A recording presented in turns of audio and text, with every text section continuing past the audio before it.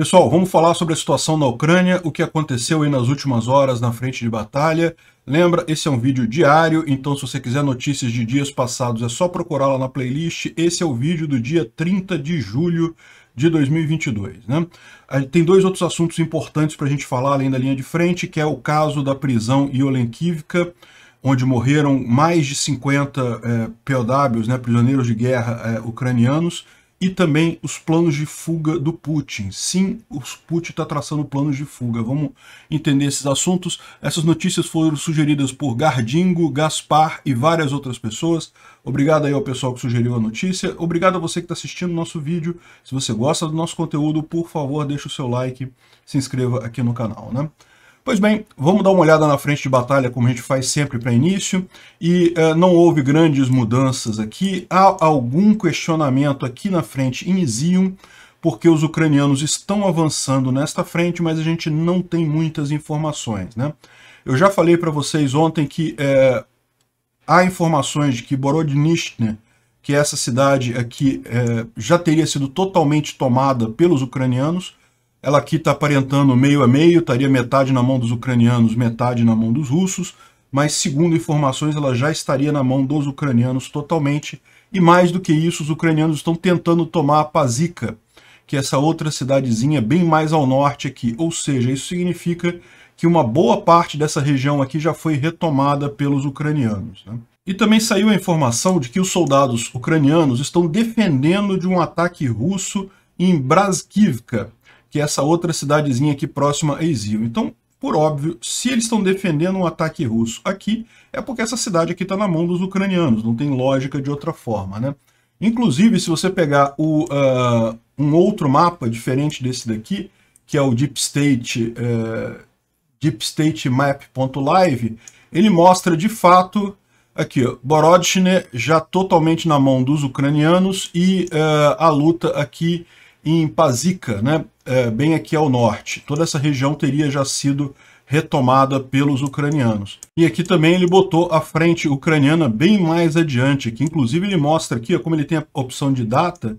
Se eu olhar aqui mais para trás, alguns dias atrás, os russos estavam bem mais adiante e os ucranianos retomaram uma boa parte aqui vindo para o dia de ontem, né? Então, ou seja, o que está acontecendo aqui provavelmente? Com a iminente contraofensiva ucraniana em Kherson, os russos estão tirando tropas daqui de Izium para reforçar o fronte lá em Kherson.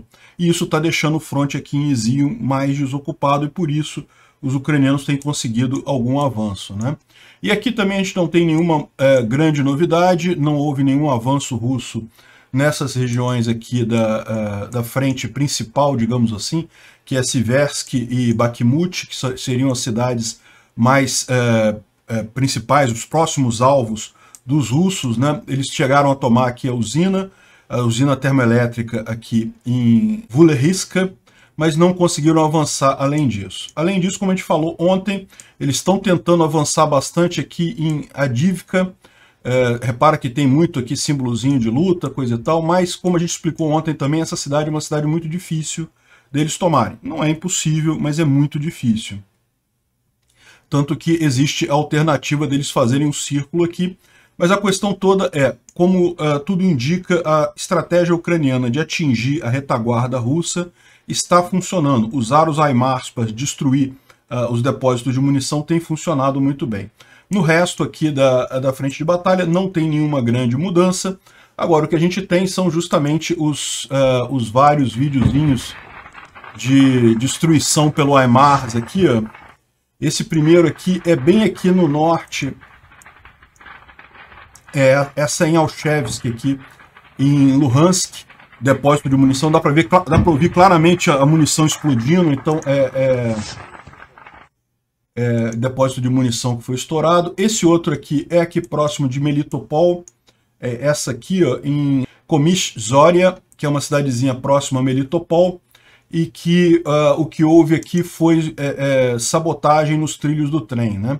Não dá para saber de novo se foi alguém interno, algum partisão, algum civil que foi lá e botou um explosivo na linha de trem, ou se foram as forças ucranianas mesmo que mandaram um HIMARS aqui. Se foi a HIMARS, foi só um, mas não deve ter sido, porque quando tem HIMARS, tipicamente eles acham os pedaços deles, são bem característicos os pedaços do HIMARS, é bem fácil de identificar que foi, né? Aqui provavelmente foi alguma bomba plantada por algum partizão local. E, como a gente falou, esse tipo de coisa, esse conserto é rápido, tá? A Rússia consegue consertar com muita velocidade essa questão da linha de trem. Mas, de qualquer forma, durante algumas horas, a linha de trem fica, de fato, interditada, né?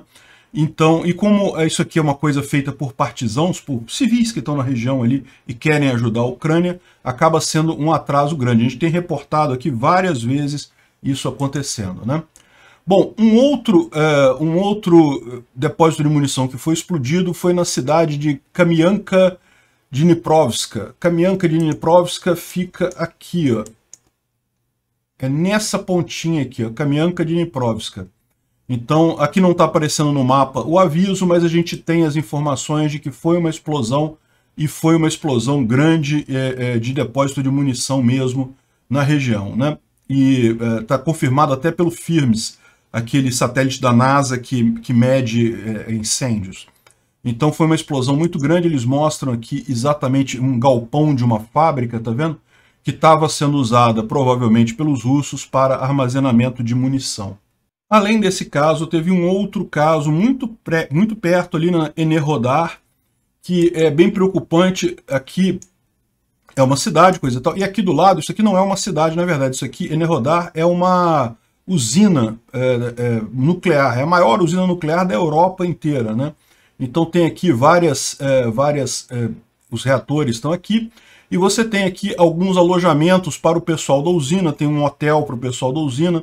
Não é uma cidade propriamente, mas tem os escritórios e coisa e tal, tem o pessoal que controla a planta daqui, né? E essa planta foi tomada pelos russos bem no início, vocês lembram, de forma até temerosa, eles dispararam mísseis próximos dos reatores e coisa e tal. E o que está acontecendo? Eles montaram aqui todo um batalhão de artilharia, botaram um monte de peça de artilharia aqui e tem feito seguidamente ataques a Nikopol a partir de Enerhodar.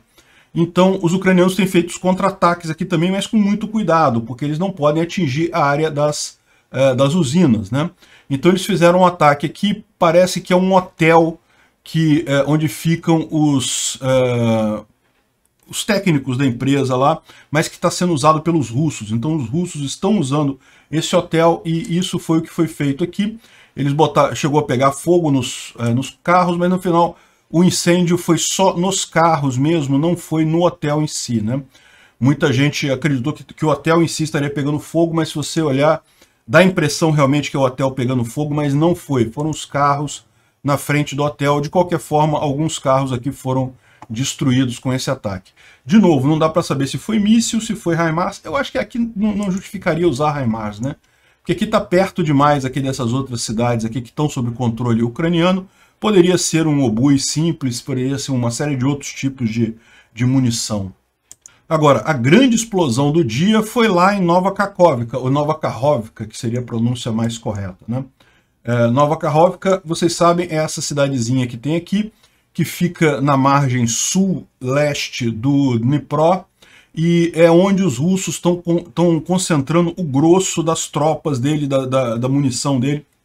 Muita gente acha que Kherson é o principal foco, mas não é. Kherson sempre foi uma cidade que os russos consideravam arriscada, então eles têm bases grandes aqui, tem uma base nova em Chernobyl, na própria cidade, mas os russos sempre tomaram cuidado de deixar o principal das tropas deles aqui em Nova Kakhovka, que fica do lado de cá do rio, né? De forma que, mesmo que a Ucrânia tome toda essa parte aqui, não vai tomar o grosso dos depósitos de munição e coisa e tal.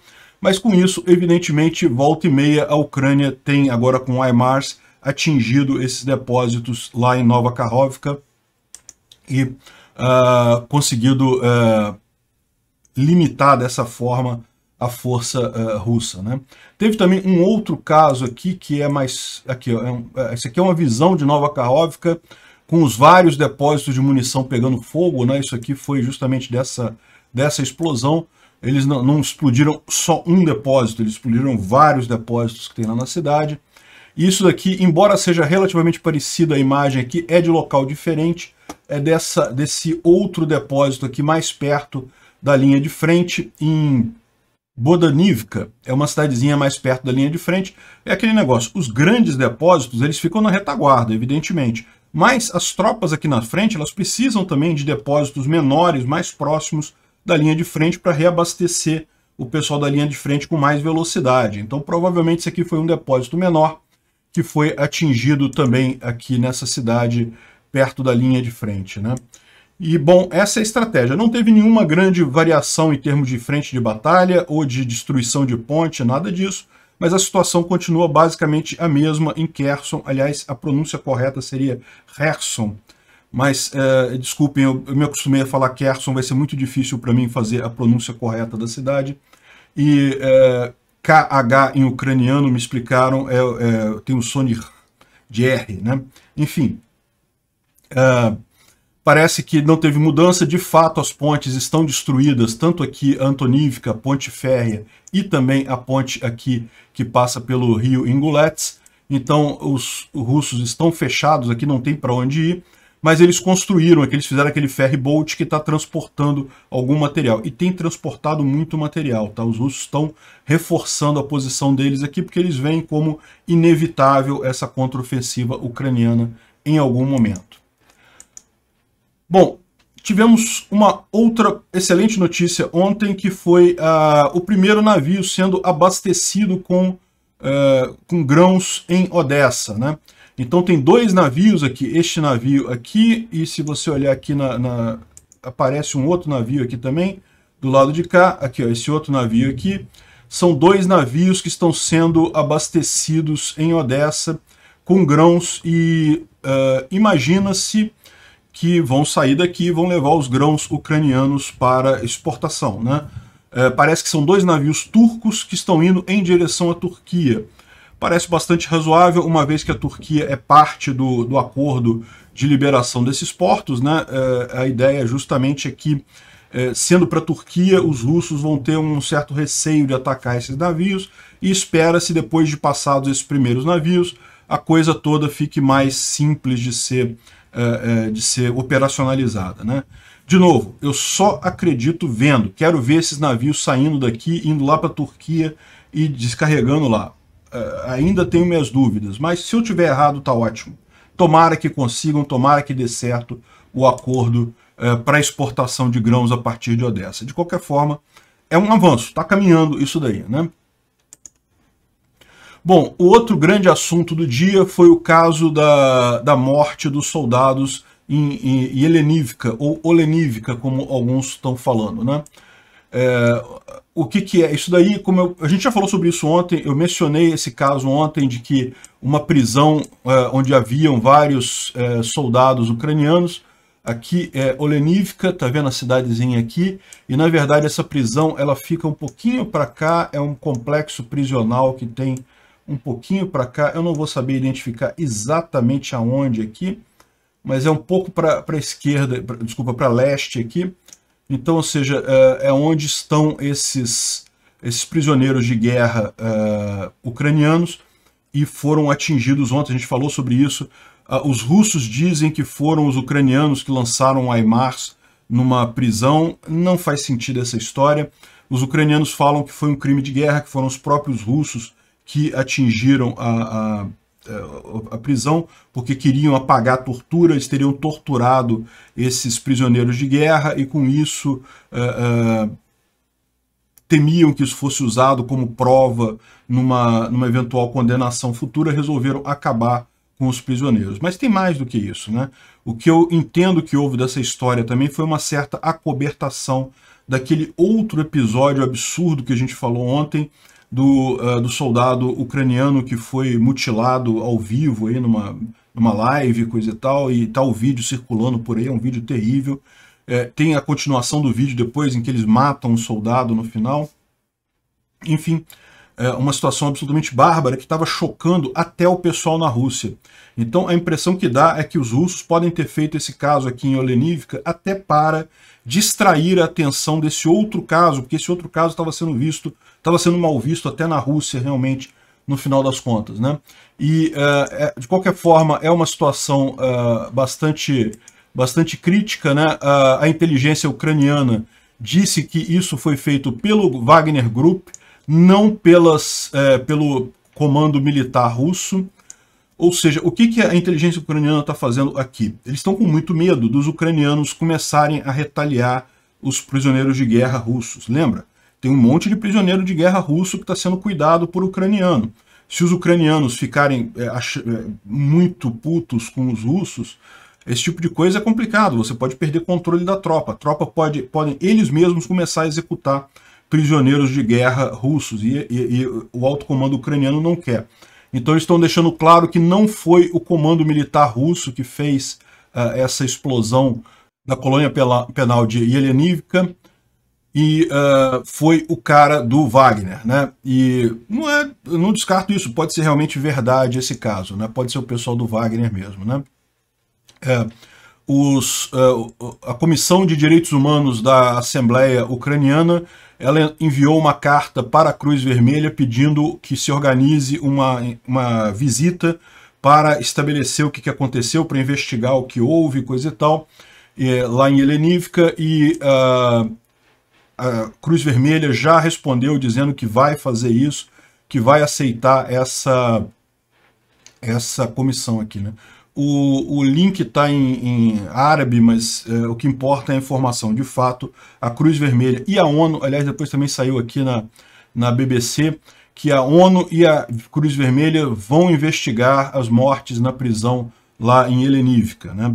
Lógico, é território que está cuidado pelos russos, mas se o exército russo não tem nada a ver com isso, se foi realmente mercenário do Wagner que fez isso, por que não deixar o pessoal investigar, né?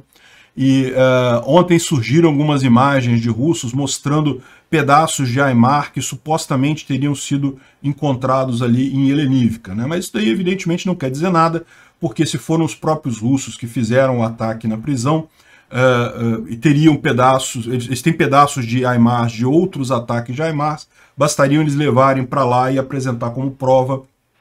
Não tem lógica nenhuma isso daí, né? O ideal seria realmente uma equipe de investigação para verificar se realmente isso faz sentido, se a posição em que estão os destroços de Aimar faz sentido de uma explosão, né? Enfim, esse caso é realmente chocante. Inicialmente falaram um número de 40 prisioneiros de guerra mortos, depois, ontem mesmo, quando eu dei a notícia, já eram 47, e agora já estão falando em mais de 50, e 130 feridos, 130 prisioneiros de guerra feridos ali nessa região.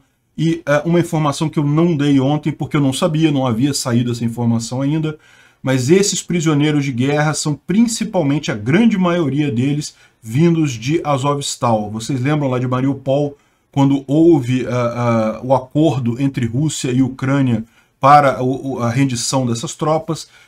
Essas tropas ficariam em colônias, em presídios, no território ucraniano. A Rússia já desrespeitou isso, já levou alguns deles para o território russo, e também haveria o acordo para a troca de prisioneiros para devolver isso daí.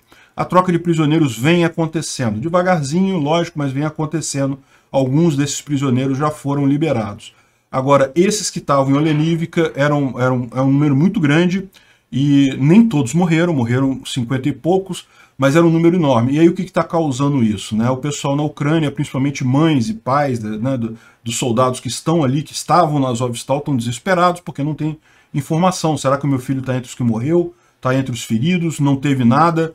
Enfim, é uma situação realmente complicada. Ali era o principal centro para onde foram a maior parte dos prisioneiros da Azovstal. Então realmente uma coisa uma coisa absurda, né? Claramente foi feito para tentar mitigar o outro vídeo cruel lá do cara, daquele soldado russo. E aliás, tinha gente falando que ele era de uma milícia, que ele era do Wagner Group. Não, o cara era soldado regular russo, o cara que fez a mutilação do soldado ucraniano, né? E mostra isso também, por exemplo, esse post da embaixada russa na Inglaterra. O post diz aqui, ó, militantes da Azov merecem execução, mas morte não por pelotão de fuzilamento, mas por enforcamento, porque eles não são soldados de verdade, eles merecem uma morte humilhante. Um casal de Mariupol disse que eles foram atingidos por forças da Azovstal e coisa e tal. Ou seja, isso daí, os russos pegarem pessoas lá em Mariupol e arrancarem depoimentos chocantes, isso é muito fácil para eles. Eles estão lá na cidade, eles têm armas, quem é que não vai querer dar depoimento chocante para os caras, né? Isso é fácil de conseguir. Sem contar que, embora a imensa maioria dos ucranianos repulse essa invasão russa, é lógico que existem alguns malucos, tem maluco em todo lado, vai ter alguns malucos que preferem esse tipo de coisa, então arrumar alguém para dar depoimento contra o batalhão Azov é muito fácil para os russos, e daí, ou seja, o que eles estão querendo dizer? Estão querendo justificar essa morte dos soldados ucranianos na prisão lá em Yelonivka, porque justamente seriam do Azov, seriam guerrilheiros Azov. Tudo leva ao mesmo ponto, né? A Rússia queria tirar a atenção do caso lá do cara, do vídeo terrível lá da mutilação. Tudo se encaixa nisso daqui, né? Bom, o tweet não retirou esse tweet da embaixada da Rússia, da embaixada russa na Inglaterra, porque considerou que era de interesse público manter isso daqui, porque de fato isso aqui depõe mais contra a Rússia do que qualquer outra coisa, né? E não é um ato único, o Christo Grozev também fala aqui sobre alguns outros tweets que foram colocados por operadores russos aí, por exemplo, esse daqui, ó, que fala que 85 anos atrás, nesse dia 30 de julho de 1937, o governo da União Soviética instituiu as troicas do NKVD. NKVD, para quem não sabe, foi um dos primeiros nomes da KGB, tá? Logo que começou a União Soviética, a gente está falando de 1937, então foi até antes da Segunda Guerra Mundial. Então, a União Soviética fez a chamada purga de Stalin. Stalin saiu limpando um monte de gente que não ia de acordo com ele dentro do Partido Comunista. Curiosamente, a maior parte da purga foi sobre pessoas que eram de esquerda, eram revolucionários, fizeram a revolução junto com o resto dos comunistas, mas é aquele negócio, num regime autoritário você não pode admitir dissenso, então o Stalin mandou fazer a purga, sair matando todo mundo. E então, olha o que os caras falam aqui. Uma decisão muito correta, importante e necessária, que está faltando agora. Os inimigos devem ser simplesmente devem ser destruídos como piolho nas trincheiras, né? Enfim, os russos não tinham nenhuma justificativa para o ato bárbaro que foi aquele filme de mutilação do prisioneiro ucraniano. Mas aí, com essa destruição dos prisioneiros de guerra ucranianos, é também algo bárbaro, é também algo absurdo, mas aí eles começam a juntar um monte de justificativas e tirar o alcance do outro vídeo, que, como eu falei, estava tendo uma repercussão negativa até na Rússia, né? E aqui a gente tem a notícia também de que o Putin já está preparando o plano de fuga dele em caso de derrota do exército russo na Ucrânia, né? Segundo informações lá do Kremlin, já existe esse plano já há algum tempo, mas eles estão agora melhorando este plano. Por quê? Qual é o plano do Putin? O plano do Putin é fugir para a Síria ou para o Irã. Então são os dois países que teriam, eventualmente, a capacidade de abrigar o Putin em caso de um exílio, em caso de ele precisar fugir do país, né? A preferência do Putin é a Síria, porque a Síria ele já tem tropas russas lá leais a ele, já tem muita gente do grupo Wagner. Lembra, o grupo Wagner é um grupo de mercenários que é leal a Putin, não é leal à Rússia, é leal a Putin.